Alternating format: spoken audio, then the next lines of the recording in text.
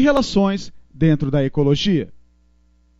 O conceito de ecologia foi dado em 1869 por Ernest Haeckel, onde ele falou eco, que vem de oikos, casa, lugar para viver, e logos, um estudo, tratado. Portanto, ecologia é o estudo da casa, ou seja, o estudo do ambiente, das relações existentes entre o ambiente e os seres vivos ou entre os próprios seres vivos.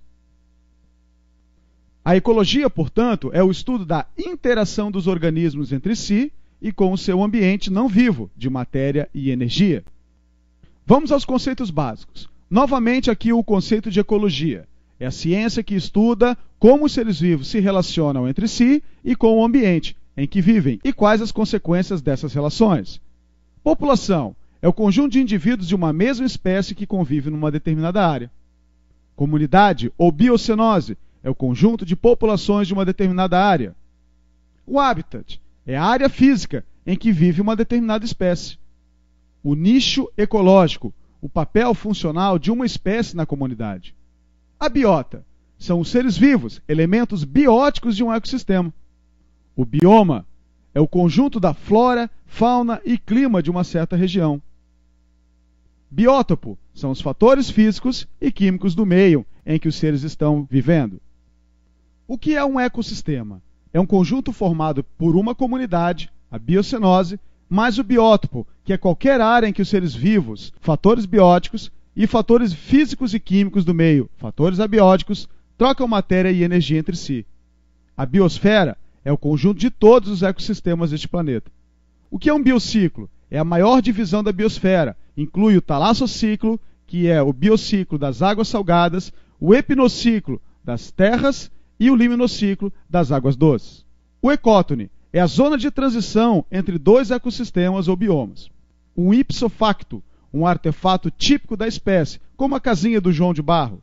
Estes, portanto, são alguns conceitos básicos dentro da ecologia. Como os seres vivos estão organizados? Vamos falar aqui agora dos níveis de organização dos seres vivos. Começamos tudo em nível de átomos. Os átomos se juntarão em moléculas. Moléculas em moléculas um pouquinho maiores, as macromoléculas. As macromoléculas se organizarão em estruturas celulares, que em conjunto formam uma célula. Um conjunto de células poderá formar um tecido. Este tecido fará parte com outros tecidos de um órgão. Um órgão fará parte de um sistema, que junto com outros sistemas formará um organismo. O organismo, em conjunto, formará uma população, somente indivíduos da mesma espécie vivendo numa determinada área e tempo.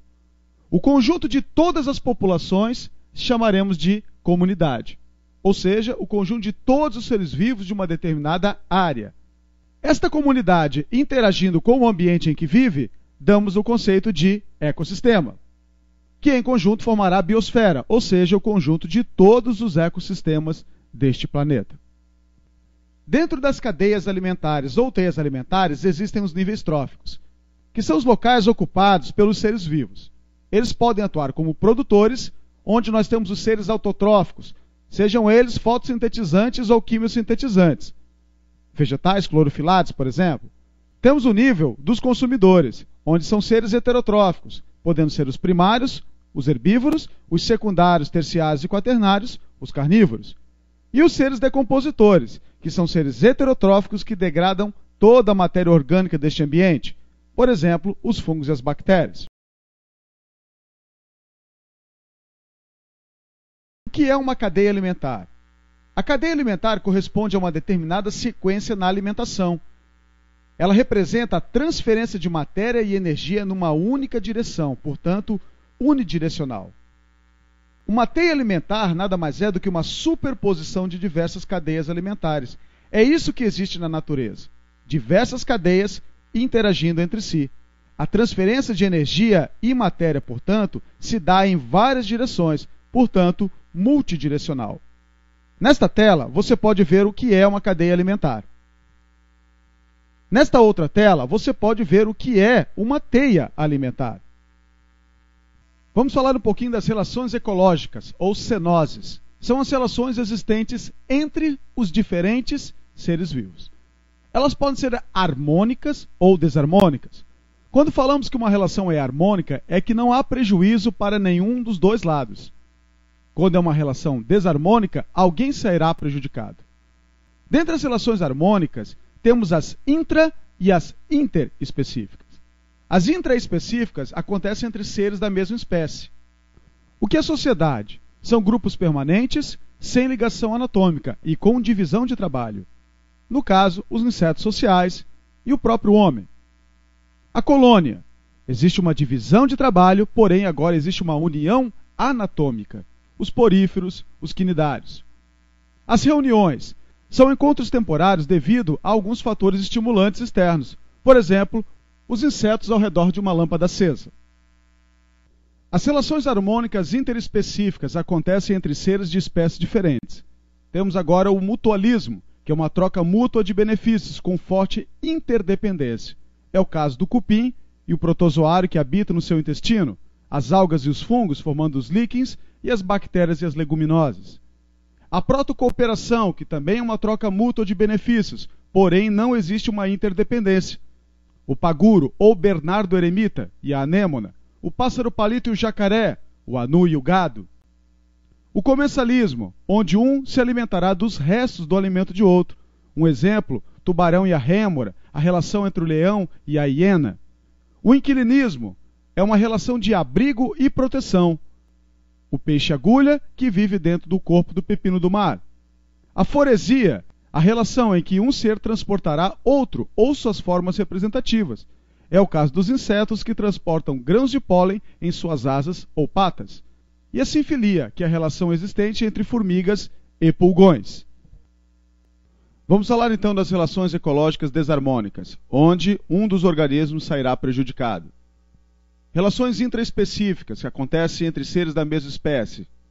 Canibalismo, um ser mata outro ou devora outro da mesma espécie. Exemplo, as rãs.